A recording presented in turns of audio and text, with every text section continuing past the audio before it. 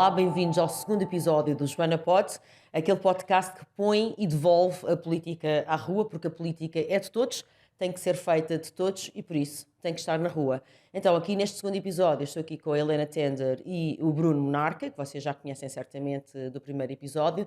Não se esqueçam de nos seguir, deem-nos o vosso gosto e apoiem-nos também divulgando e através do nosso número MBWay. Com a Joana Pod, a política está na rua e nós podemos. Ora bem, como não poderia deixar de ser este segundo episódio, vamos fazer aqui uma espécie de um balanço crítico de 2022, em vez de ser o habitual empastelanço, comentário noticioso, que é exatamente sempre o mesmo numa interminável lenga-lenga e ladainha. Hoje vamos falar de notícias à séria e discutir realmente aquilo que se passou em 2022. Eu diria, para começar, que não foi pouco. 2022 foi um ano recheado de verdadeiras calamidades políticas e cujo, se calhar, o denominador comum, embora elas sejam muito sortidas e muito variadas, aquilo que é o chapéu de chuva que as une é o ataque ao mais fundamental e inalienável direito de todos, a liberdade. A liberdade tem sido atacada fortemente desde 2020, esses golpes continuaram em 2021, mas esses ataques de alguma forma ganharam consistência corpo, um contorno mais visível, infelizmente sempre distópico, agora no ano de 2022. Os exemplos são muitos, mas nós gostaríamos de começar justamente por aquilo que nós designamos uma amnistia à Covid, não é, Helena? O que é que acham? Sem dúvida. Foi um ano muito duro. O ataque à liberdade eu acho que começou ainda, talvez no último século, Certo. mas estes últimos 2 anos foram distópicos e intensificou-se brutalmente. E a amnistia, o que estás a dizer, Joana, acho que estás a referir no fundo um bocadinho ao esquecimento do que se passou nos Exato. últimos 2 anos. Amnésia. Entre a amnésia sim, e a amnistia. exatamente.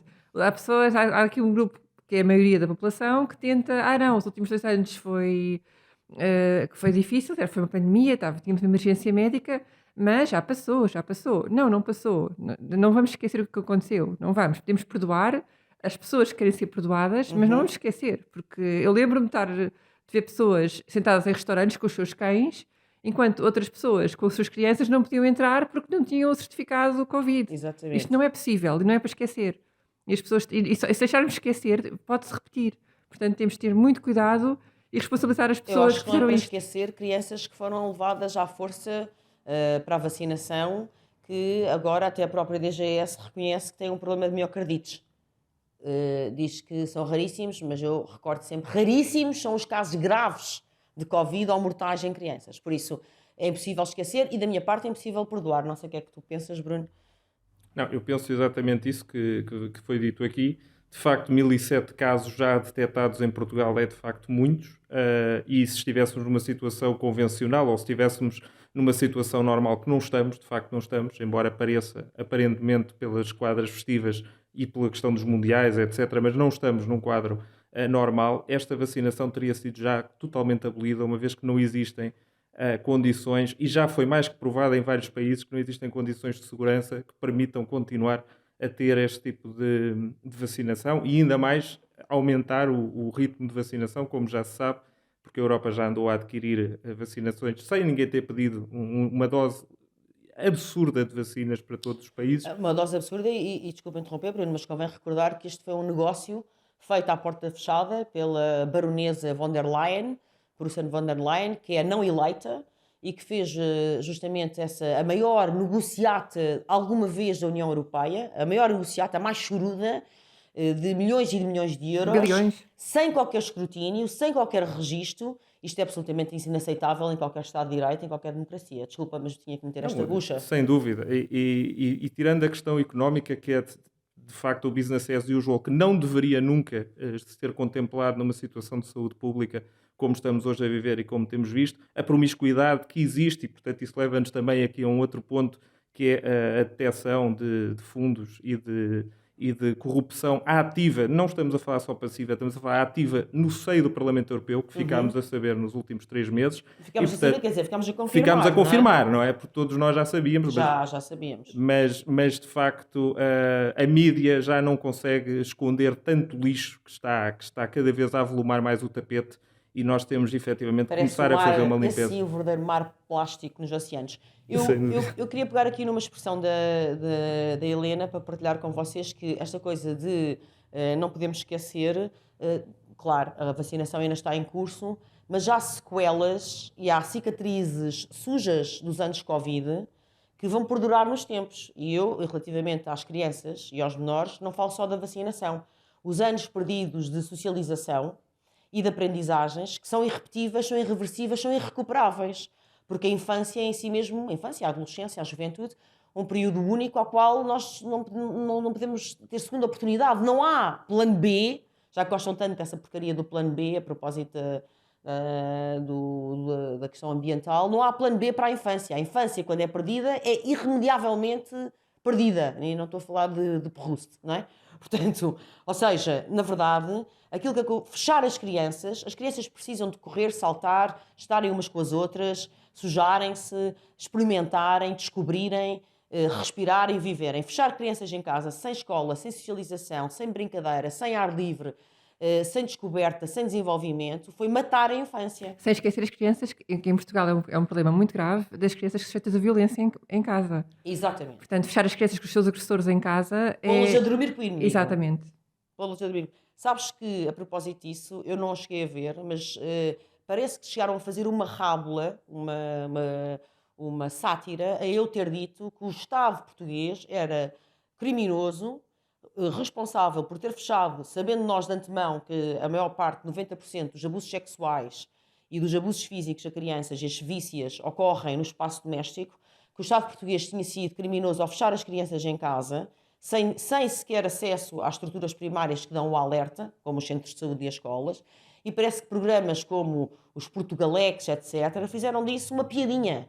Eu pergunto-vos, como é que isso é que é uma piadinha? Se és violado pelo teu avô, ou pelo teu tio, ou pelo um vizinho, e de repente estás 24 horas, 7 dias por semana, meses consecutivos, nessas circunstâncias, sem ter ninguém a quem acudir... Tem imensa graça. Qual é que é a piada de denunciar isso? Qual é a piada? Portanto, isto é o nível de psicopatia. Sim, a falta de compaixão, que é a definição de psicopatia. Falta de compaixão, não há empatia, exatamente, não há empatia nenhuma, portanto, é psicopatia, não é? E gozar com isto, então, é uma dose suplementar. Portanto, dentro dessa parte, amnésia barra, primeiro grande tema do ano, amnésia barra amnistia Covid, de facto, eu elejo as crianças aqui como as vítimas número 1, porque elas perderam, foi-lhes roubada a sua infância e adolescência. Há aprendizagens que têm janelas ótimas de desenvolvimento que são irrecuperáveis, e por todos os próprios processos de desenvolvimento, muitos deles ficaram perdidos para sempre. Aqui sim acho que se aplica aquela expressão do Lost Boys, aqui assim há rapazes perdidos e raparigas perdidas até à eternidade, e isso é de uma tristeza sem fim, e a mim custa-me particularmente isso, não só porque sou mãe, mas porque tive uma infância e uma adolescência espetacular, e custa-me imenso... Queres o mesmo para as outras crianças. Isso quero o mesmo para os outros, claro. E custa-me imenso aceitar que alguém possa ser privado, possa ser esbulhado e saqueado disso. Como disseste, uma cicatriz social, uma cicatriz, por exemplo, a miocardite é uma cicatriz no coração, que fica para a vida. Portanto, o conceito de miocardite ligeira também é no mínimo risível. Se isto não fosse trágico, o tema era para rir. Portanto, estas cicatrizes ficam para sempre e nós não vamos esquecer. Não vamos esquecer, e eu volto a dizer, eu não vou esquecer nem perdoar. Não sei se ainda queres acrescentar alguma coisa sobre este tema. Temos que falar também da questão, pegando naquilo que estás a dizer, naquilo que a Helena já disse, a questão da sociabilização, mas também da própria privação da educação, porque eles próprios, os atrasos. Portanto, estamos a falar em pessoas que atrasaram 2 anos, com dificuldades cognitivas que podem ser reparáveis ou não, mas não estamos a falar de adultos que estejam na plena faculdade das suas funções, se calhar daqui a uns anos. Portanto, não sabem ler, vão ter muita dificuldade a interpretar porque perderam os anos mais viscerais da sua vida, que lhes permitia de facto ter uma compreensão tanto da matemática como do português, e dificilmente estas pessoas vão ser adultos plenamente realizados e preenchidos até do ponto de vista cognitivo. E isso é muito preocupante porque não podem exercer depois uma cidadania ativa, não têm noções básicas. E depois tem outra parte, à qual, claro, desculpa, mas eu tenho que puxar aqui a brasa à minha sardinha, que é a parte da saúde mental. Porque nós tivemos, e o Ioannidis, um dos mais citados epidemiologistas do mundo, deu recentemente uma conferência onde dedicou grande parte à questão da saúde mental, embora não seja a área dele, mas também cheia de números e de prova dos factos. Mas eu que estou no terreno, sei que quando esses números falam de acréscimos de depressão e quadros de ansiedade da ordem dos 50% a 80%, reparem bem, 50% a 80%, eu sei que isso é verdade, porque eu estou no terreno, eu faço clínica há 25 anos e, portanto, sei perfeitamente que nunca vi uma calamidade tão grande, é uma sangria desatada, é uma hemorragia do ponto de vista da perda, de facto, da estabilidade e da saúde mental. E isso também é um dano que pode ser irreparável. Pode ser, porque assim, como eu costumo dizer sempre, uma fratura na perna, quando tu tens 6 ou 7 anos, tu recuperas, metes gesso, o osso sara, eventualmente, passados uns tempos, nem sequer se detecta numa radiografia. Mas uma fratura emocional fica lá marcada a vida toda. Tu podes até recuperar, mas ela nunca desaparece, o trauma está lá sempre, é uma inscrição tatuada, perdura para sempre, mesmo com psicoterapia, mesmo com psicofarmacologia, etc. E, portanto, a saúde mental tem sido vilmente golpeada durante estes anos e nós estamos só agora a começar a apanhar os grandes cacos. Porque, como tu disseste muito bem, Bruno, queria secundar isso, isto é uma coisa de um volume extraordinário, porque isto agora vai surgindo, não é? Aos soluços e às postas, e vai durar muito tempo, porque é muito fácil arruinar a saúde mental de alguém, é como a confiança, é muito fácil implodir a confiança, mas depois restaurá-la, restabelecê-la, reconstruí-la, coisas que levam às vezes décadas. Verdade. Sem dúvida. Eu também queria apontar como segundas vítimas, que sem dúvida as crianças são as primeiras, os idosos. Porque Muito foi bem, horrível o que se passou nos últimos 2 anos. Pessoas a morrerem sozinhas, longe da família, que é a maior crueldade que pode haver. Não consigo imaginar para uma pessoa que está a morrer, morrer longe da família, morrer sozinha num hospital, com uma máscara enfiada na cara, não pode ser pior. E agora de repente, é treta, e agora de repente, 2 anos depois, afinal a eutanásia é o grande tema. No Canadá tem leis de eutanásia absurdas, em que a pobreza e a saúde mental são razões para matar a pessoa, se a pessoa quiser. Perda de audição. Exato. Portanto, passámos de fazer tudo para salvar os idosos para agora vamos matá-los, porque afinal, já vi estudos, um título do jornal dizia, no Canadá também, salvar a eutanásia tem um benefício financeiro muito grande. Claro, não é? A pessoa morre mais cedo, é óbvio. Mas passámos de vamos fazer tudo para o mundo, para salvar os idosos, para agora vamos matá-los. No mínimo uma estranha coincidência. Eu sou a grande libertária no que diz respeito ao direito inalienável que cada ser humano deve ter de pôr tema à sua vida.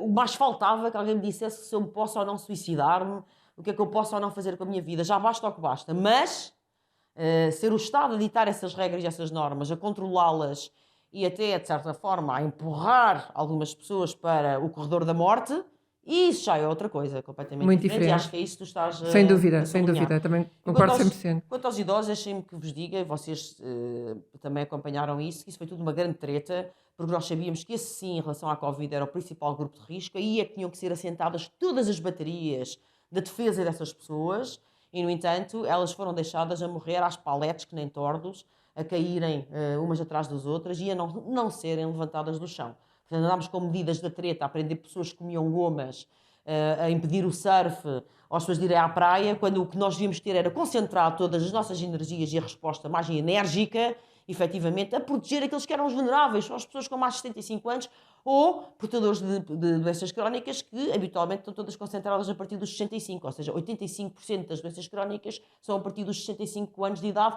portanto essas pessoas já deviam ter tido baixa imediata, terem sido protegidas, terem tido serviços de saúde, refeições, o que fosse necessário, e as outras iam trabalhar e faziam Exato. a sua vida e a sua liberdade. Portanto, foi uma grande treta e tu tens razão, estou contigo, Helena, sem dúvida alguma que os idosos foram o vítima número 2 e têm sido e continuam a ser. Não pode haver amnistia nem amnésia para estas questões da Covid e nós, Joana Pod, estará para relembrar até ao fim dos tempos. A chegar, vamos ser carraças, não vamos esquecer. E há aqui uma questão que poucas pessoas falam também, que é a taxa de mortalidade, e isso devia ser começado a perceber, porque nós queremos saber porque é que há tanta gente que está a morrer consecutivamente e porque é que a taxa de mortalidade, uma questão conjuntural, não baixa. Portanto, não só não baixa, como até os últimos números apresentam um aumento. Portanto, é um bocadinho incompreensível estarmos a falar de morte ou tentar regulamentar a morte, quando de facto estão a morrer gente a mais. Portanto, nem sequer é uma questão de políticas de natalidade ou políticas de antinatalidade. O Estado, nem numa situação de exceção, devia se meter numa situação tão importante como a vida ou a morte das pessoas, quanto mais numa situação em que há uma calamidade aquilo que está a acontecer, e os dados mostram isso. Portanto, o Estado devia estar a preservar a vida e não a fazer políticas para regulamentar a morte. Esta é logo a primeira opinião. Porque o nosso problema não é ter gente a mais, é estar a morrer gente a mais precisamente. Isto é uma situação... Sim, mas sabes, Bruno Monarca, é que há muitas pessoas que ainda acreditam que o Estado queria proteger a nossa saúde, não é? Isso durante 2 anos, acho que já consegui 3 anos. 3 anos, isto passa, de facto já se percebeu que não. Quer dizer, se ainda não perceberam, então está na hora de acordar, está na hora de tomar alguma... Mas tu estás a tocar num ponto extremamente sensível, que é a mortalidade excessiva em Portugal está elevadíssima, aliás, está elevadíssima em toda a Europa. Isso, aliás, está conectado com a questão dos vacinantes que estávamos a falar ao início aqui deste nosso segundo episódio do Joana Pote. A mortalidade excessiva está elevada em toda a Europa, mas está particularmente escabrosa em Portugal. O Página 1, não podemos deixar de fazer essa referência ao jornal Página 1 e ao trabalho inexcedível e incansável do Pedro Almeida Vieira, que tem levantado esses números e que, curiosamente, o Estado português continua a tentar ocultar dados, bases de dados que deviam ser do acesso de todos, mas em primeiro, desde logo, dos jornalistas, mas que mesmo assim, através de outros números, o Pedro e a sua publicação têm conseguido chegar a conclusões que são realmente assustadoras, são realmente confrangedoras. O que é que se passa? Isto devia ser as gordas, devia ser abertura, tema de primeira página, de abertura de telejornal. Porquê é que estão a morrer os portugueses? Porquê é que estão a morrer os europeus? Porquê é que isto está a acontecer? O que é que se passa? Claro, temos uma explicação parcial, que efetivamente é o acesso bloqueado à saúde durante 20 e 21, as pessoas, e um bocadinho 22, mas 20 e 21, as pessoas tiveram muito medo de ir aos hospitais, foram sistematicamente adiadas consultas, nomeadamente oncológicas, mas também de patologias cardiorrespiratórias, doenças crónicas graves como as diabetes, etc. E isso tem consequências e tem efeitos. Os tais grandes cacos que estamos a apoiar agora na não saúde foi só medo, mental, as pessoas foram física, impedidas de ir aos hospitais. Foram impedidas. Mas isso não explica tudo. Isso é um ponto importante e tem responsabilidades.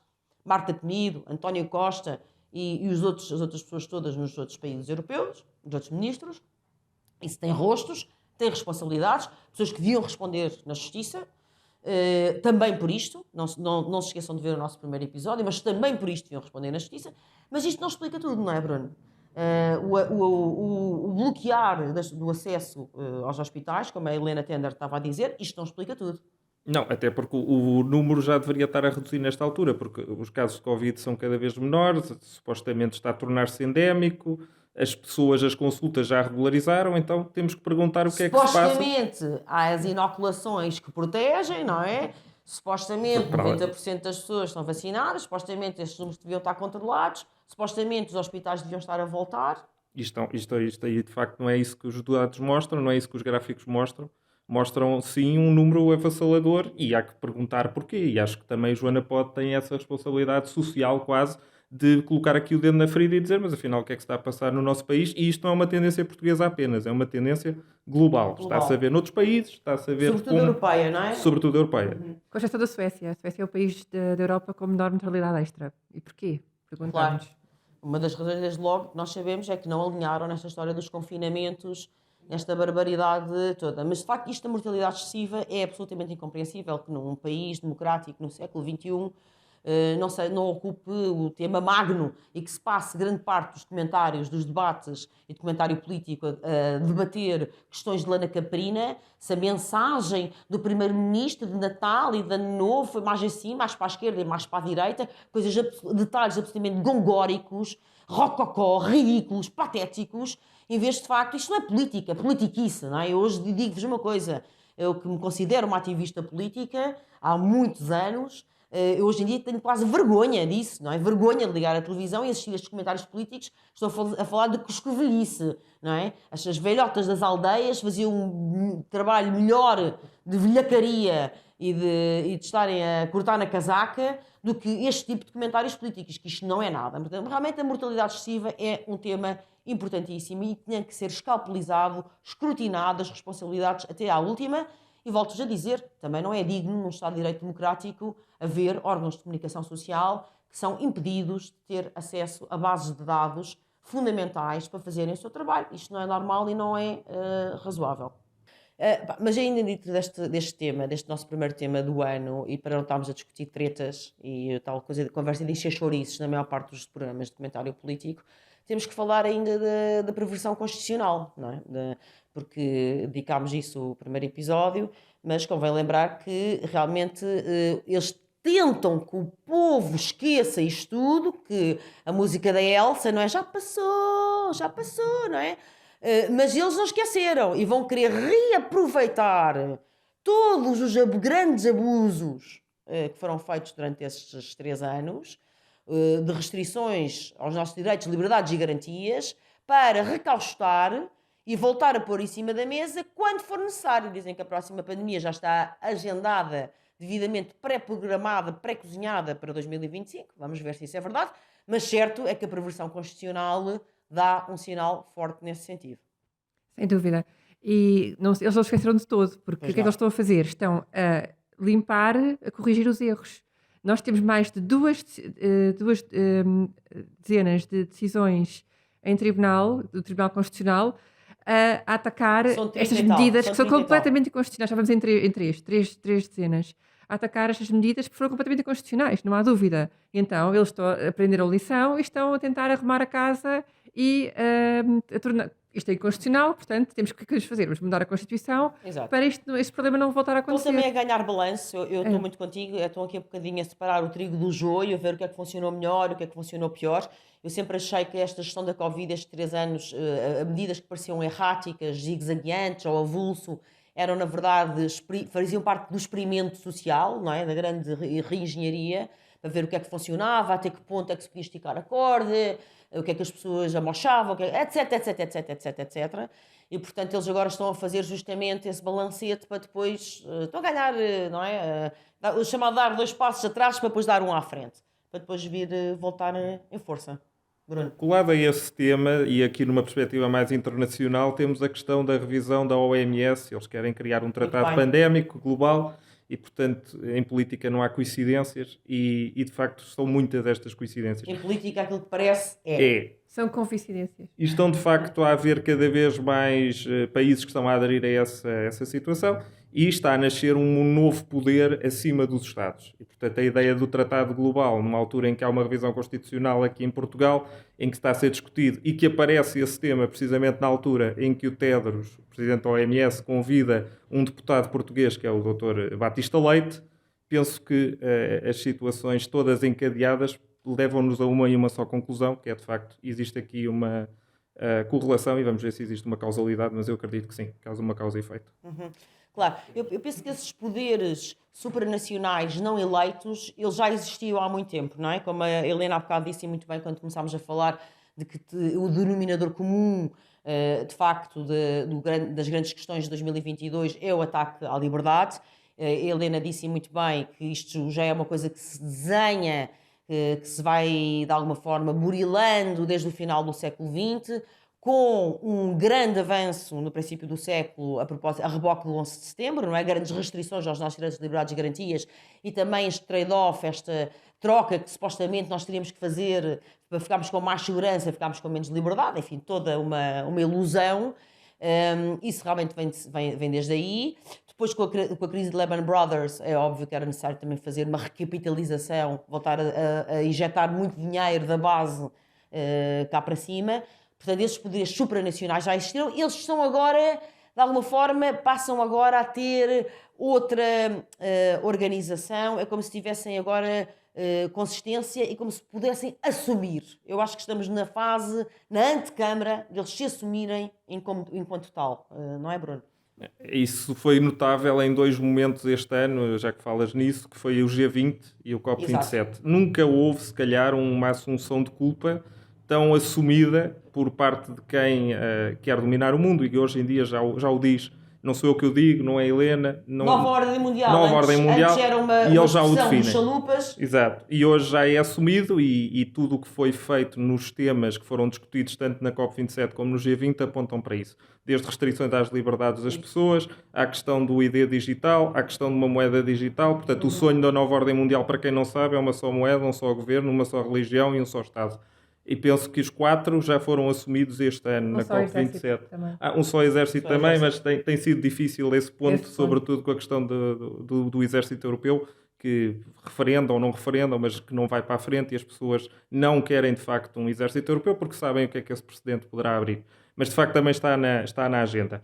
E a questão aqui é que hoje já é assumido, já não é, como dizias, uma teoria da conspiração por parte de alguns chalupas que viam isto e os outros não viam, é de facto dito por eles, usando alguns eufemismos naturalmente, para não parecer tão mal, mas mesmo assim, se olharmos para trás, hoje não é tão eufemisticamente assim. Não, eu acho que eles usam atrativos. Usam atrativos, bom, não é? exato. Significa a tua vida, etc, etc, etc. Portanto, eles usam tentam dourar a pílula e fazer com que isto pareça uma coisa trendy, apaixonante, que seja cosmopolita, e que se tu não pertences a isto... É da moda. Se não pertences a isto, estás de fora.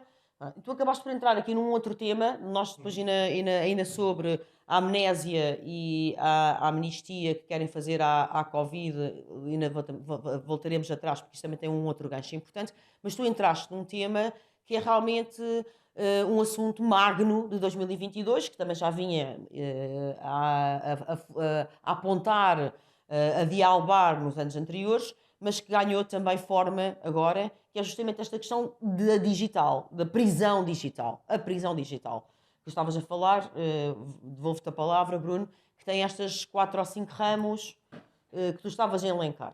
Sim, tem para já o principal e que também já é assumido pelo Banco de Portugal em Portugal, até para os mais distraídos em 2023, finais de 2023 já vai começar o primeiro teste, já existem regras inclusive associadas a essa moeda, que é o euro digital, exatamente.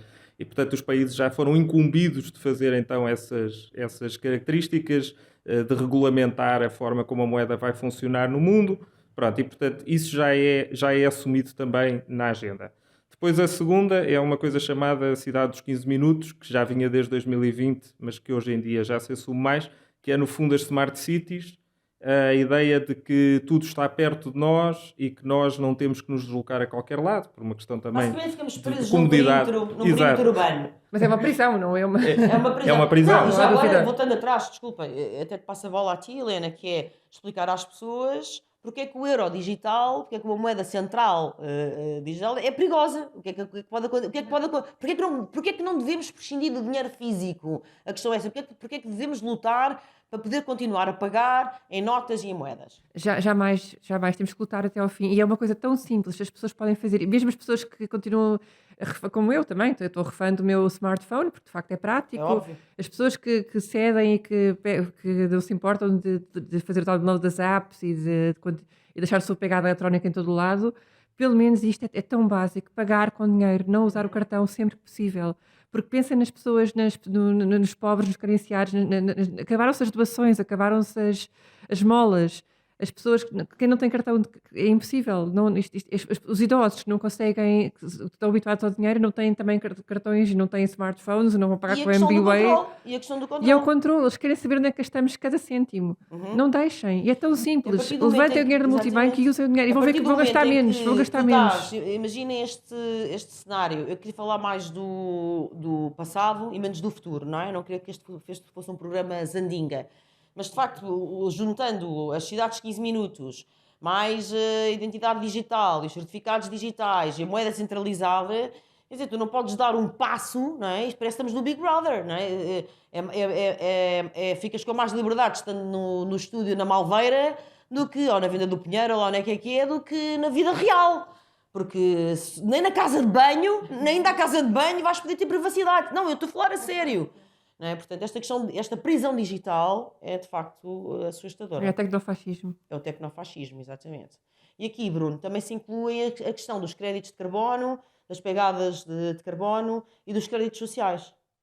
Sim, a questão dos créditos sociais tem sido já várias vezes falada, porque é o elefante na sala, porque no fundo, se olharmos bem, é exatamente o mesmo regime da China, só que em vez de penalizar, compensa. Portanto, é uma discriminação positiva em vez de uma discriminação negativa, Sim. mas o valor é exatamente o mesmo, o resultado é exatamente igual, e assim que inverter, e pode acontecer, como viram naturalmente em outros países, assim que inverter o Estado democrático, ou eles dizerem realmente ao que vêm, automaticamente acabou-se as compensações e começam então as restrições. E aliás já vimos isso, se tivemos um pequeno teaser do que é que pode ser, precisamente no Covid, quando essas restrições foram impostas e quando houve uma situação de liberdade condicionada. Portanto, esta questão é fundamental que se diga.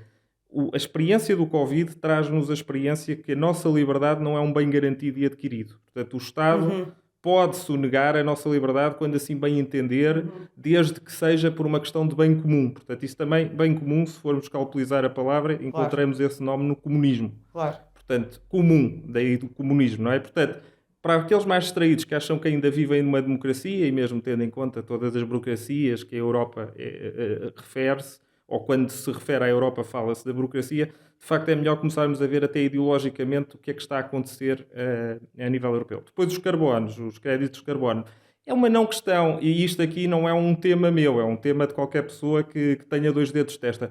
É como a eletricidade, a produção elétrica é feita recorrendo a fontes de energia não renováveis. Portanto, o nosso consumo, por muito que nos fique bem na nossa ideia, ok, vamos consumir menos, ok, isto vai fazer bem ao planeta, o problema não está não está montante, está a jusante. E a jusante onde é que é? É na produção de energia. Portanto, a produção de energia, não sendo renovável ela própria, ou usando fontes de carbono, emissões de carbono que sejam não renováveis, pouco interessa, e já nem sequer vou falar da China ou de outros países, esses sim verdadeiramente poluentes. Depois, os créditos de carbono são ridículos, porque apontam uma situação que é nós trocamos créditos. Então, mas isso faz algum sentido? Então, nós vamos estar a ter créditos que depois podemos trocar com outros países? Então, os outros países vão fazer exatamente o mesmo nível de poluição. Introduz, pegando na questão do dinheiro físico, que a Helena estava a chamar a atenção para o aprofundamento das desigualdades sociais. Aliás, basta dizer que estes anos de gestão Covid foi a maior transferência de riqueza de alguma vez da história da humanidade. Alô, esquerda, ring a bell. Tipo, estão todos a dormir, a Elsa e a Bela adormecida. Portanto, isto também cava uma fratura, porque depois quem não tem, quem já gastou os seus créditos de carbono, não é? Vai ali e compra, não é? Eu sou rica, posso comprar créditos de carbono, a Sara, que está ali atrás da câmara, é pobre, tem poucos, eu vou lá, compro os dela e pronto. Portanto, quem não tiver, depois, como é que é? O que é que faz? Como o quê? Lixo? Gafanhotos? Não serás nada e traz feliz, não é? Pronto. E não queria voltar atrás porque dentro da amnésia que eles pretendem e da amnistia Covid, houve um tema em 2022 que é incontornável e que serviu para muitas coisas, tem servido para muitas coisas, mas que também serviu para tentar camuflar, para tentar que entrasse no esquecimento, não é? no longo poço do já foi, do passado, que é a guerra na Ucrânia. Também foi uma espécie, houve uma altura que até se brincava, no princípio, que diziam que o Putin tinha ganho o Prémio Nobel da Medicina, porque de um dia para o outro, em fevereiro, não é? 23 de fevereiro de 2022, de repente, a Covid, não é? que enchia a agenda mediática e que fazia-se a contabilidade dos mortos todos os dias, e eram os aviões que não sei o quê, agora também caem aviões todos os dias. Desapareceu subitamente, não é? Foi tipo o eclipse da Covid. E realmente isso serve a esse propósito, não achas, Helena? Sem dúvida, sim. Falaste de camuflar, é muito bem. O facto do Zelensky adora vestir-se camuflado, mas este é o grande tema da camuflagem, de facto, porque de repente, não, agora esqueçam lá o Covid, já passou, agora foquem-se aqui na guerra, que isso aqui é muito importante. Pensem só na guerra. Exatamente. Não quer dizer que a guerra não seja importante, não é isso, não é? Sim, mas parece tipo a manada, não é? A manada suicida, que primeiro está agora pensem só na Covid, agora rebanho... E falando em transferência de bilhões, a guerra serviu para isso também, não é? Claro. Parece ser a maior operação de lavagem de dinheiro de sempre. Impressionante. Impressionante. E não se fala nisso, não. Deus nos livre de falar na paz. Quem for anti-guerra neste momento, isso significa que é pró-Putin. Portanto, só temos que. Aqui a única solução para esta guerra é dar mais bilhões ao Zelensky. É mais guerra, mais mortes. Mais mortes. Mais mortes, mais guerra. Se isto faz sentido, ao Joana Pod, isto faz sentido zero. A indústria do armamento nunca foi tão poderosa como agora. Nunca teve a florescer como agora. Nunca teve tanto dinheiro, tanto volume. Como é que alguém pode rejubilar, não é, com isto? Como é que alguém se pode regozijar com isto? É impressionante.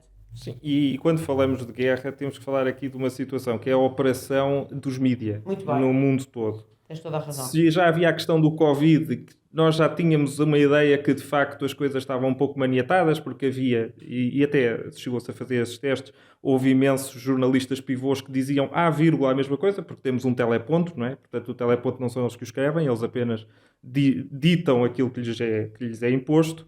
Agora temos a questão da propaganda, porque é notório a propaganda que foi feita desde o início da guerra até agora para lavar cerebralmente as pessoas. Não quer dizer com isto que o Putin esteja correto, não quer dizer com isto que a invasão dele não tenha existido. De facto existiu, mas é preciso voltar atrás e perceber de facto porque é que a Rússia fez o que fez, o que é que a NATO cortou ou não cortou. A deposição de líderes eleitos na Ucrânia, exatamente, a violação dos acordos de Minsk, enfim, a lista é extensa. A lista é extensíssima e, portanto, percebemos que existe uma tentativa de linha única de pensamento, que todos nós temos de seguir, como falavas há pouco, e basicamente todas estas narrativas estão na televisão. Portanto, quando dizemos que nós temos informação, é uma risada constante.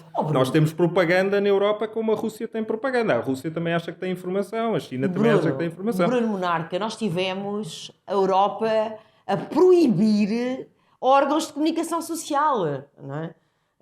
Isto é impressionante. Deixaste ter acesso no espaço europeu a outros órgãos de comunicação social. Mas o que é isto? A que propósito? Esta infantilização das pessoas, que é ao mesmo tempo o seu controle, é pô-las num certo jugo, é um domínio e um controle absurdo. Eu não posso ver a televisão russa, mas por carga d'água. A propósito de quê? A propósito de ficar influenciada? Porque não tenho tico, não posso juntar o tico com o teco, não tenho neurónios suficientes para fazer a minha própria cabeça, para ter o meu próprio pensamento crítico. Eu só posso papar a propaganda oficial no mundo ocidental, mas por carga d'água. Isto é inaceitável. Como é que as pessoas não estão todas na rua? É ofensivo. É tratarem-nos como parvos e as pessoas não questionam. É impressionante. É impressionante. Portanto, a cobertura, tu tens toda a razão, Bruno, a cobertura oficial da parte dos órgãos de comunicação social mainstream da guerra é deplorável. A Helena há bocado estava a dar exemplos. Videojogos, imagens de videojogos, guerra na Ucrânia. Imagens de videojogos, irem buscar as celebrações de um clube de futebol da Croácia para as eleições do Lula, mentiras atrás de mentiras. O tanque russo que tinha abalroado um idoso, afinal que era ucraniano, tretas de foram os russos que bombardearam os pipelines, os gasodutos, Nord Stream, o Nord Stream, coisa tão estúpida, como se eles não pudessem. Gastaram milhões a construí-lo. Como se não pudessem eles próprios fazer de um botão ligar a torneira. É tudo mentiras patéticas que te empurram goela abaixo, tipo ganso a fazer patê com as patas no cimento, não é? De facto, a televisão, grande parte dela, infelizmente, transformou-se num instrumento de mentira permanente. É confrangedor, não é? Portanto, a lista de mentiras divulgadas pelos órgãos de comunicação oficial a propósito desta guerra é gigante, não é? Os russos fazem-no também. Porventura, não sei, não me deixam ver. Mas que nós fazemos, é certo que fazemos. Isso aí, sem dúvida alguma. Eu costumo dizer que eu fiquei vacinada no princípio do século XXI contra estas tretas, porque apanhei logo 2 bufetões logo no princípio do século XXI. Eu era deputada quando foi a invasão do Iraque. Portanto, eu tive a esta distância que toda a Helena Tenda, o Durão Barroso a jurar na minha cara que tinha visto as armas de destruição massiva. Dizia que sim, que tinha visto. Por causa disso eu fui presa à porta de casa dele, umas semanas depois, porque houve um protesto e uma manifestação.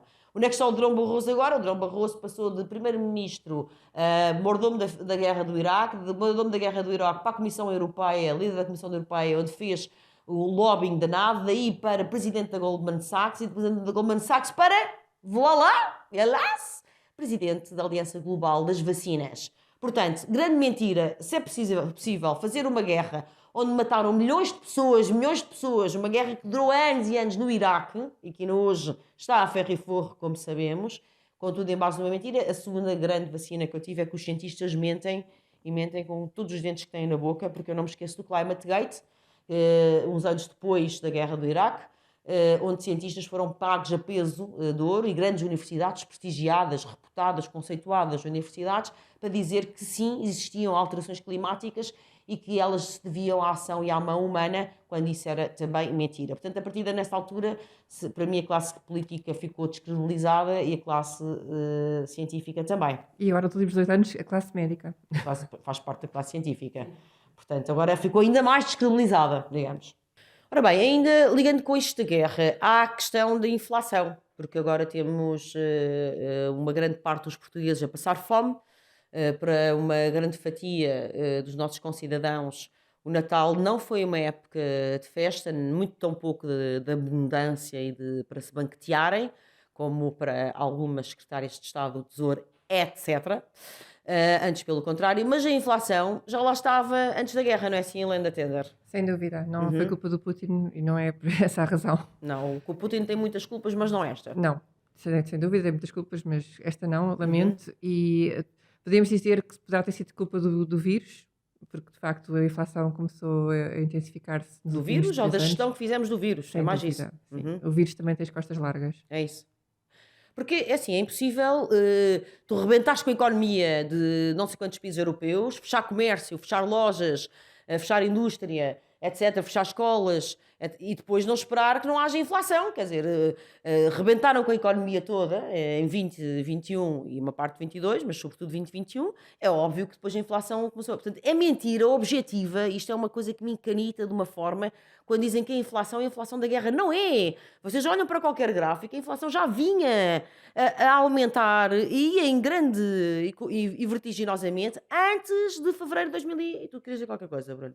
Não, é verdade, a questão da inflação é uma métrica simples para os espectadores, porque há pessoas que não dominam muito estes assuntos, e eu posso dar aqui só um lamiré rápido do que é a inflação é. A inflação não é nada mais do que a desvalorização de unidades monetárias por via da criação de dinheiro a partir do nada. Portanto, e foi isso que nós assistimos desde 2019 a esta parte, 2020 sobretudo, com os confinamentos, tivemos um aumento. Aliás, convido as pessoas a verem um gráfico que mostra o nível de impressão de moedas do Estado estadunidense desde o início do Covid até às datas de hoje. E vejam a diferença que existe em todo o século XX.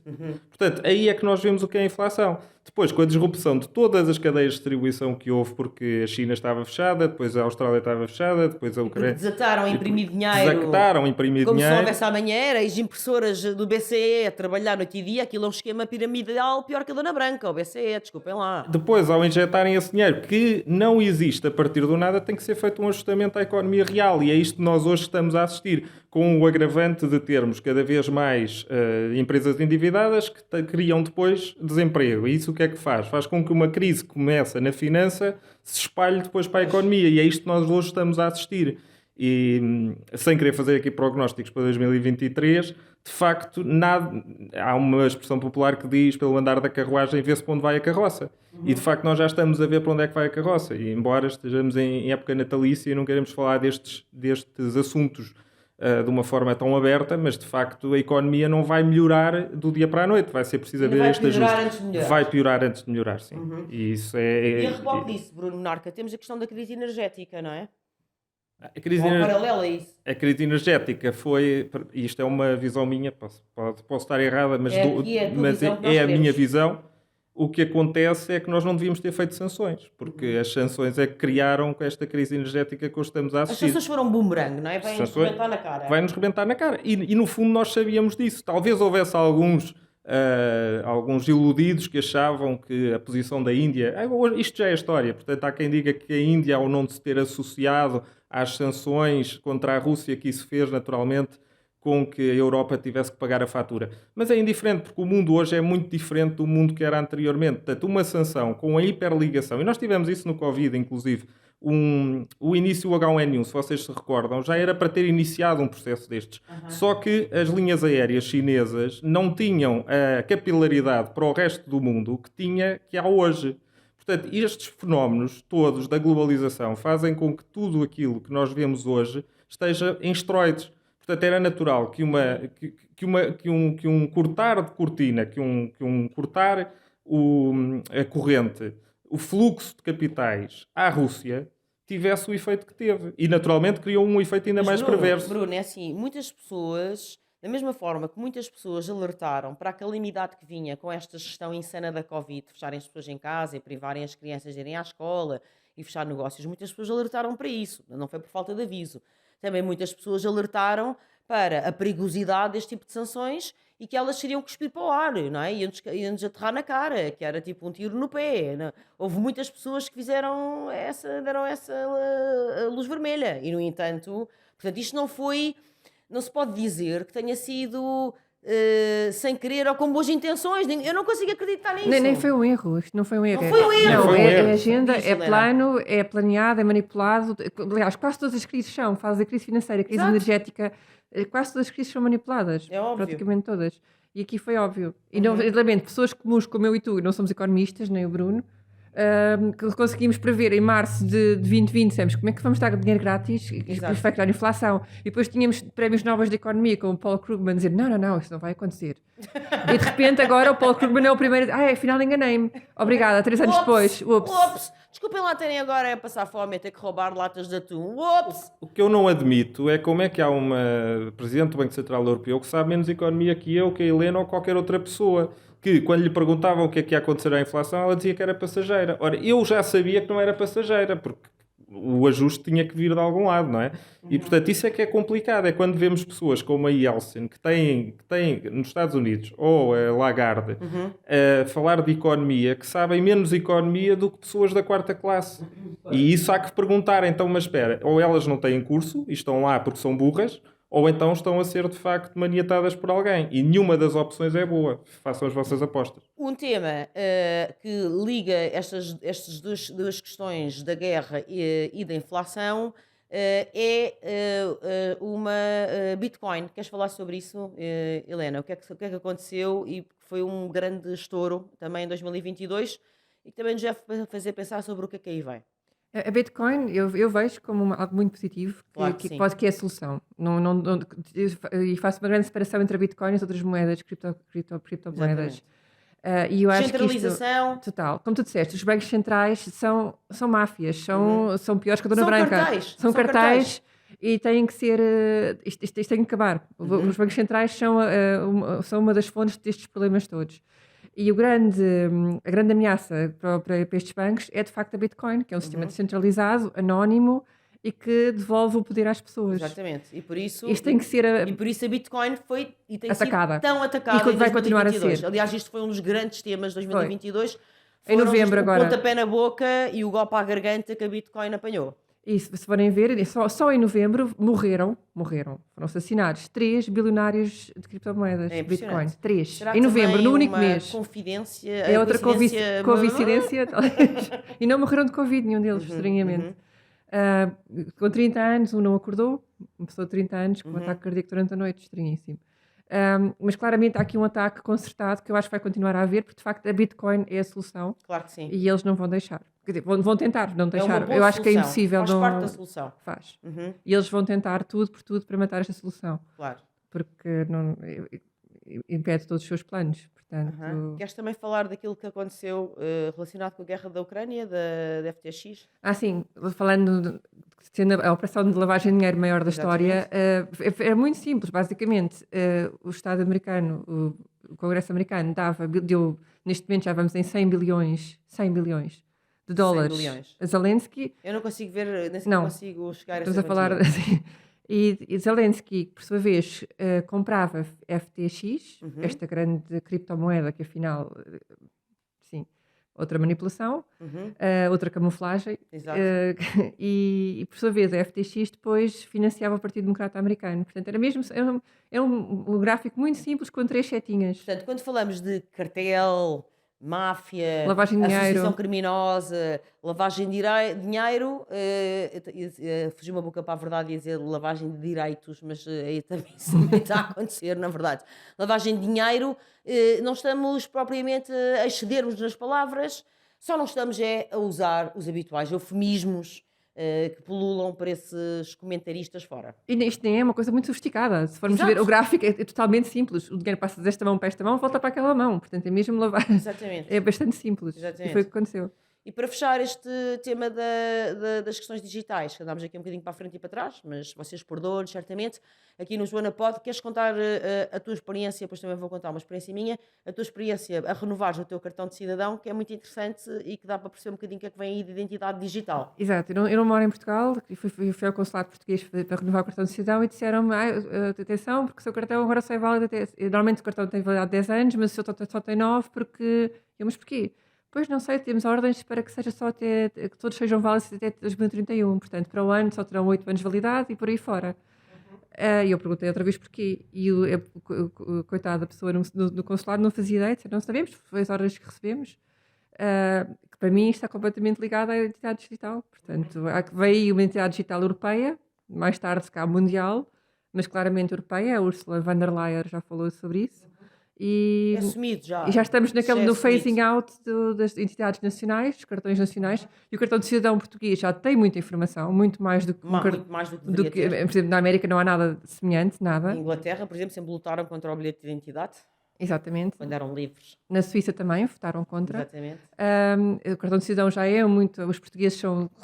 Infelizmente, somos bastante mansos. Aceitamos estas mudanças como... Moldes e mansos. E deslumbrados com tudo que vem do estrangeiro.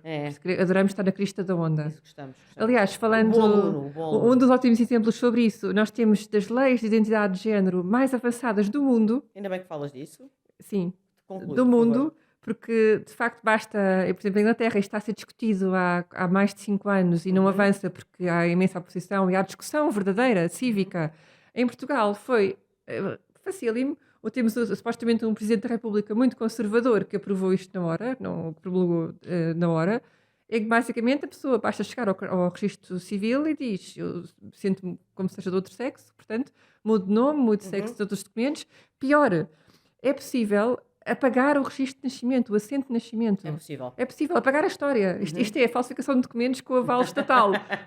Naquele dia não nasceu aquela pessoa, nasceu outra. Gosto muito. Falsificação de documentos com chancela do Estado. Eu ia justamente pegar nisso, a outra experiência pessoal que eu queria partilhar é que eu ontem fui com os meus filhos ao cinema, que é uma coisa que eu faço regularmente. Ele tem 5, ela tem 6, os mais novos, os meus filhos mais novos, e fomos ver O Estranho Mundo. O Estranho Mundo. E ao fim de 4 minutos de filme, entramos então na agenda trans.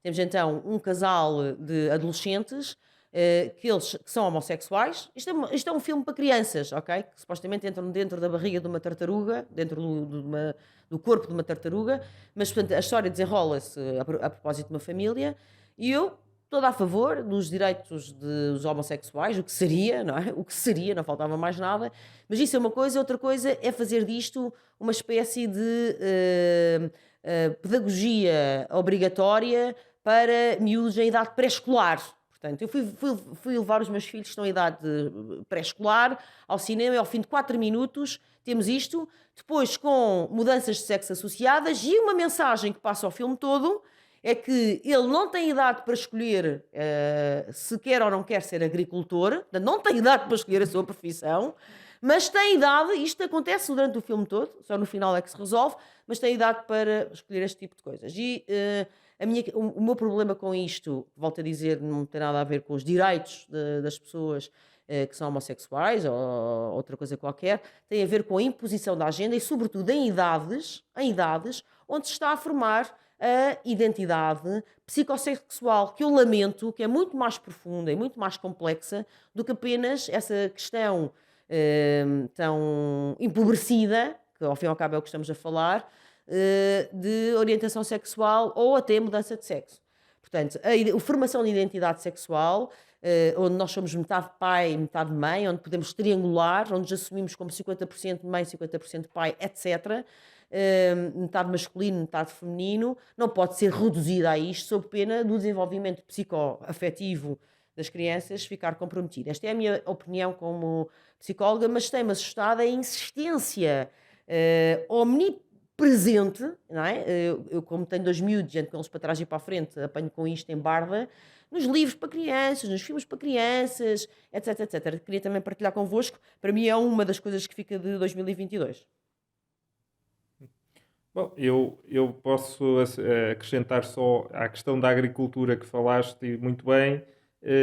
Não tem idade para ser agricultor, mas tem idade para mudar de sexo. Infelizmente, esta semana tivemos mais um país que aderiu a esta deriva ideológica, no mínimo. Noutro pode ser uma agenda ainda mais perniciosa, que é a questão de, com 16 anos, as pessoas poderem mudar de sexo e algumas até poderem mudar com 12 anos. Portanto, isto é o Estado a assumir-se como um ajudante de uma pessoa que está visivelmente com alguns problemas. Promotor. Acho que O é mais do que promotor, ajudante, acho que é exatamente. Promotor, nesta fase já estamos em promotor, que uma pessoa que tem problemas e que deveriam acompanhá-los e não ir a... Tem dúvidas que tem. Tem dúvidas e que são legítimas em muitos Claro. casos, até são mais legítimas porque, como tu falaste muito bem, a mídia está cada vez a fazer engolir mais esta agenda pela goela abaixo de toda a gente.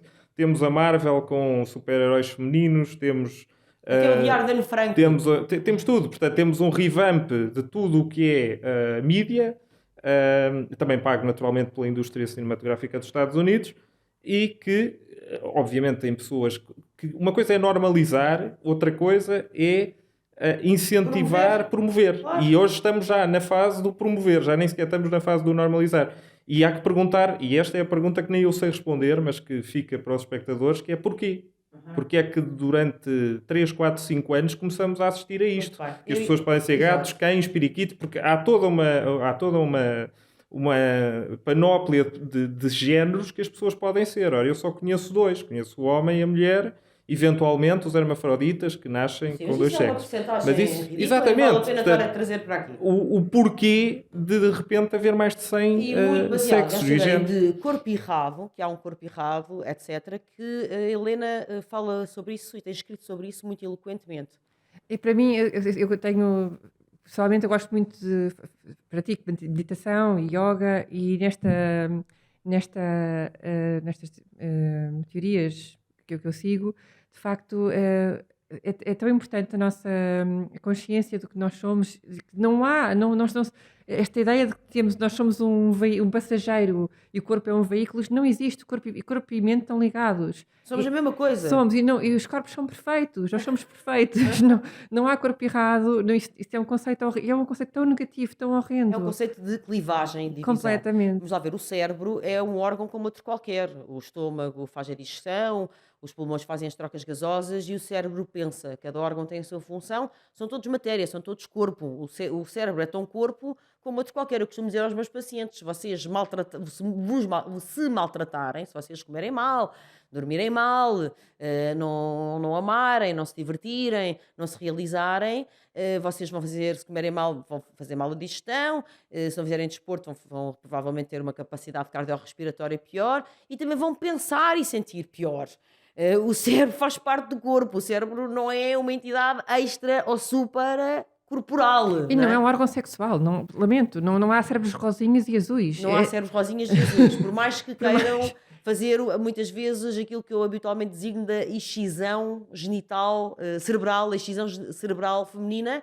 Não existem cérebros cor-de-rosa. Eu acho muita graça a este tema, porque é o tema que une conservadores, religiosos, fanáticos, com a esquerda mais fanática também, porque tanto uns como outros querem, à força, impor esta ideia do cérebro rosinha e o cérebro azulinho, porque uns para dizer, as mulheres têm o cérebro rosa, por isso é que elas querem ficar em casa, a trocar fraldas, a limpar o chão. Porque tu ouves muitas pessoas que tiveram mudanças descobriram a sua orientação sexual ou tiveram mesmo mudanças de género ou de sexo, alegar motivos como, porque eu nasci rapariga, mas aos 10 anos percebi que só gostava de brincar com carrinhos. Desculpem lá, eu sempre brinquei com carrinhos, sempre trepei às árvores.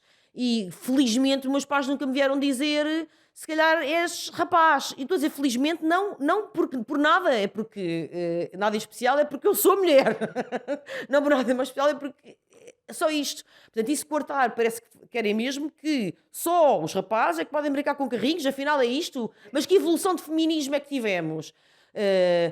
Só os rapazes é que podem gostar se trepas às árvores e brincas com carrinhos, então és rapaz, não és menina. Se gostas de bonecas, então és menina.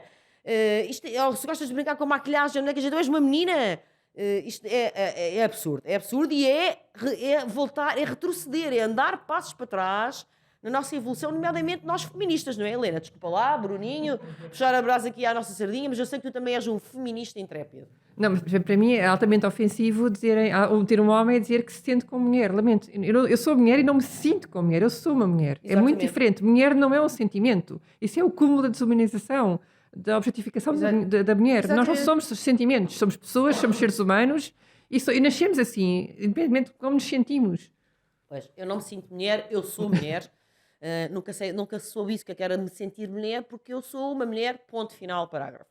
Daquilo que me preocupa, de facto, neste matraquear e neste insistir, é justamente porque estas pessoas sabem que ao mexermos na psicoafetividade, porque estamos a falar de crianças de 3, 4, 5, 6 anos, que são expostas a isso, como eu acabei de dizer, ao mexer nisto, estamos a mexer no elemento mais básico, estamos a mexer no ponto nevrálgico mais sensível da formação da identidade humana. Se nós controlarmos a sexualidade humana, Freud tinha razão, que aliás foi secundado pelos grandes neurocientistas, nomeadamente o Damasio, etc., ao mexermos nessa evolução, estamos a controlar tudo. Se nós controlarmos a psicoafetividade do ser humano, pura e simplesmente dominamos totalmente a humanidade. Mas, Joana, tu és psicóloga, sabes?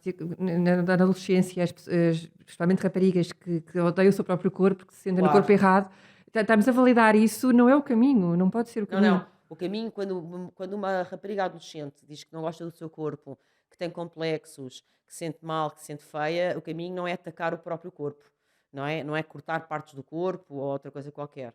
O caminho é completamente outro, é o caminho da autoestima, do amor próprio, da integração e não da clivagem, da divisão, da decepagem ou da decapitação ou de outra coisa qualquer. E, portanto, é com muita pena. Não podíamos deixar, contudo, de terminar este segundo episódio, o balanço de 2022 do Joana Pod. Já sabem, sigam-nos, divulguem-nos e apoiem-nos, pelo menos através do nosso número MBWay, sem dar uma nota positiva sobre algumas coisas muito fixes que aconteceram em 2022, porque elas também se verificaram. Desde logo, não é, Bruno Monarca, com os deputados europeus, porque tivemos deputados europeus que temos alguns, são poucos, mas que realmente nos representam e são a nossa voz. Sim, os 5 magníficos, como alguns já chamam, não é? Temos tido uma agradável surpresa e temos visto ainda que a força dos números não interessa muito, porque 5 deputados já fizeram mais do que os restantes 800 e tal que lá andam, 900, cerca de 900, que muitas vezes já ninguém sabe bem quem são, nem quem é que representam. Efetivamente ficou-se a saber, como eu já referi há pouco, há 3 meses, cerca de 2 meses ficou-se a saber quem é que eles representam os interesses, representam a indústria farmacêutica, claro. E representam tudo aquilo Confirmamos. Em relação aos 5, têm feito muito por perceber, e aliás há uma nota também nos Estados Unidos, que é o presidente da Flórida, que tem estado a Florida, para algumas pessoas, que tem estado também muito bem em muito querer saber efetivamente o que é que têm as vacinas. Portanto, no Parlamento Europeu ainda não exigir a composição das vacinas, a perceber realmente. Porque estes deputados que estavas a referir, o Christian Terna, a Christine, como é que ela se chama? Christine Anderson. E outros, têm trabalhado muito nesta questão de clarificar, afinal, que contratos foram estes das inoculações Covid, não é? Houve um deputado holandês, se não me falha a memória, que inclusivamente levou uma administradora de topo da Pfizer a admitir que eles sabiam desde o princípio que estas injeções não preveniam a transmissão. Sim, houve uma comissão nesse sentido, uma comissão de inquérito em que ficou patente essa situação, e portanto ela afirmou que não havia, que não tinham sido pedidos sequer testes de transmissibilidade, o que isto é um absurdo e é muito grave. Porque tudo aquilo que falámos há pouco sobre os confinamentos, sobre as questões da segregação social entre vacinados e não vacinados, vinham precisamente desta premissa. Portanto, se esta premissa não foi feita, há que perguntar, e eu continuo a perguntar hoje para que é que servem as vacinas. E como eu também, Quer dizer, para além de ganhar dinheiro, não é? para além de ganhar Para além de dinheiro, terem ganhado dinheiro, o maior negócio global ever. para além disso, pode não ser apenas dinheiro e esse é que é o problema. Claro. Perceber realmente o que é que aconteceu, e o DeSantis está a fazer isso e muito bem na Flórida, está a tentar perceber de facto o que é que estas vacinas têm, ou a Bem, e composição vacinas delas. não são. Vacinas impedem a As transmissão. inoculações. As inoculações. Não impedem, injeções, são tratamentos. inoculações. Picadas, picas, não lhes chamem vacinas. Agora, realmente, além disso também, convém dizer que a par deste excelso trabalho, deste punhado, desta meia dúzia de eurodeputados que de facto nos representam, que de facto merecem o lugar que têm, é preciso sublinhar a soberba altivez de Albert Bourla, o CEO da Pfizer, que para já recusou pelo menos 2 vezes, quando foi chamado ao Parlamento Europeu, a prestar declarações, de facto, achando-se, com certeza, dono e senhor do mundo, como se pudesse passar enquanto as instituições europeias não se derem ao respeito, porque, de facto, enquanto temos as baronesas von der Leyen a dar este tipo de exemplos, que podem fazer contratos bilionários à porta fechada, é natural que depois os burlas e as burlas da vida também se achem senhores do mundo e donos disto tudo, não é, Helena? Não achas? Sim, sem dúvida. Uhum. Isto foi uma grande javardice, o que se tem passado. Promiscuidade total. Sim, promiscuidade total. Mas pronto, nota positiva então para este meia dúzia de deputados, eurodeputados fantásticos, e também queríamos dar nota de algumas manifestações que têm feito a diferença, nomeadamente os protestos na China e a Freedom Coffee, não é, Helena Tender? Eu fiquei muito impressionada com o Canadá. E acho que todos precisávamos. Foi no inverno de 2022, em janeiro, faz agora um ano, e de facto eu acho que mudou o mundo. E as pessoas ficaram inspiradas. O Freedom Convoy influenciou manifestações em todo o mundo, não se restringiram ao Canadá. Foi tão positivo e foi incrível que nunca eles tentaram por tudo criar violência, criar episódios violentos para atacar Foi espetacular. e nunca aconteceu. Eles nunca caíram na não, armadilha, nunca nunca. caíram na cilada do governo, do Trudeau. Foi inspirador, foi positivo, foi Sempre pacíficos, Sim, não é? incrível. Com o melhor dos Gandhis, dos líderes que têm o poder para, e não o poder sobre, o poder para transformar, para mudar, e não o poder sobre as pessoas para dominar. E os líderes eram, de facto, uma se referência. reparares, não havia, não sabemos o nome de nenhum deles. Os líderes, porque cada um de nós era um líder, cada um deles era um líder. Não havia uma centralizados como a Bitcoin. Completamente. Éramos todos, isso foi incrível. Não houve um herói, não houve muito bonito, é possível. Não houve um guru, cada um de nós fez fazer isso. este mundo é possível, realmente é possível. E os protestos na China, não é? Com as folhinhas na cara, têm sido também muito inspiradores e têm resultado, não é? Têm dado frutos. Sim, a China tem uma particularidade, é que estava com uma repressão total que nós nem sequer imaginamos, que o ser humano às vezes até acha incompreensível como é que se pode fazer isso. Nós tivemos aqueles protestos em Xangai que vimos pessoas mandarem-se de prédios abaixo e estávamos a montar um Mundial com pessoas que também estavam a morrer. Portanto, sobre o ser humano vimos o pior e vimos o melhor, de facto, em 2022 e felizmente vimos mais o pior. Mas, voltando aqui à China, efetivamente eles estão a tentar agora criar uma narrativa de medo. É preciso que não podemos cair novamente nisto, porque eles agora dizem que, como agora já os confinamentos gerais já acabaram, então o vírus está-se a espalhar. Nós temos que perceber, é o mesmo vírus. Portanto, é o vírus que está cá que já se tornou endémico. Claro. E não embarcar nessa aventura. Mas indo à nota positiva que falaste, considero que neste momento a China está no bom caminho, porque está no caminho de libertação. Portanto, já perdeu o medo, porque também já perdeu o respeito. Acho que ali é um pouco anda a par e par. Portanto, havia um respeito muito grande no governo. Eles são paternalistas, portanto, eles acham que o Estado deve ser o garante de todas as... Eles já perceberam-se que havia aqui uma grande marosca, não é? Sim, eu acho que acima de tudo é gut feeling, mas depois é também... Claro. Os buracos da narrativa. Pelo mundo ocidental, os buracos da narrativa. Pelo mundo ocidental, os buracos da narrativa, porque por mais que tentem tapar a verdade, ela volta. Como dizia a grande Emma Santos, ela volta sempre. Por mais que te escondas debaixo dos cobertores, por mais que tomes diazepam e te escondas atrás do ecrã, ela volta sempre. Mas ainda dentro daquilo que foram algumas pessoas que vão reconhecendo os buracos na narrativa, temos algumas figuras públicas, como o Tim Robbins, a declarar que, afinal, havia aqui, de facto, o gato por lebre nesta história das inoculações Covid e da gestão da Covid, e a assumir-se como arrependido, um dos arrependidos. Há pessoas que conseguem dar o braço a torcer. Não se esqueçam que só os burros é que não mudam de opinião, não é? Sim, sem dúvida. Felizmente vai havendo cada vez mais, acho que vai acontecer cada vez mais, porque ainda por cima já não é tão negativo o estigma de ser chalupa. Exatamente. Eu cá gosto de ser um bocadinho chalupa.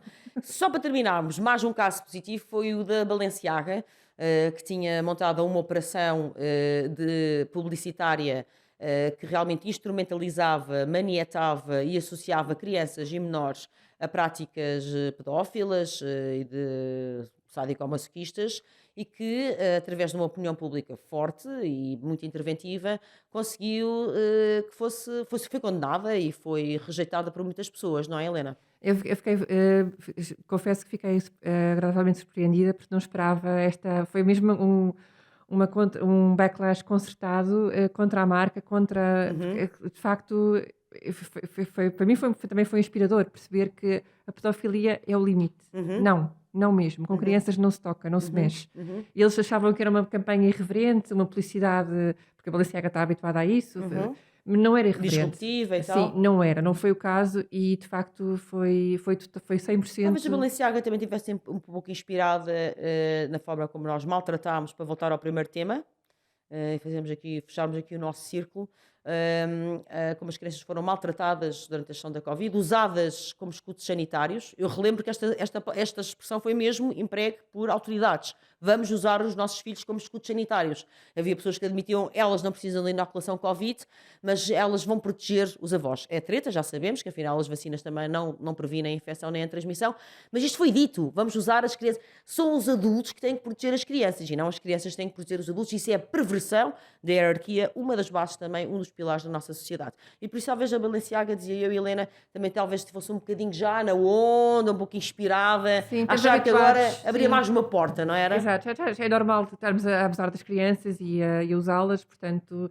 de tornar isso o centro da nossa campanha não será assim tão negativo. Mas foi, graças a Deus, as Foi pessoas muito negativo. perceberam. Aquilo que nós podemos retirar, então, das coisas boas e positivas do ano 2022, seja o Freedom Convoy, estes deputados, estes eurodeputados que lutaram e lutam por nós, sejam os protestos na China ou esta ação concertada contra campanhas nojentas e repulsivas como a da Balenciaga, é que protestar, refilar, ir para a rua e fazer a política na rua vale a pena, tem resultados e tem frutos. Nós, unidos e organizados, conseguimos exatamente que as coisas mudem e que se transformam e que sigam um rumo que efetivamente proteja os cidadãos, que seja garante das nossas liberdades, direitos e garantias, que defenda as populações. Por isso, Joana pode, por isso todos nós podemos, Helena Tender, Bruno Monarca, Joana Amaral Dias, nós podemos, a Joana pode e vocês também. Juntem-se a nós, fiquem bem e até ao próximo episódio, não percam.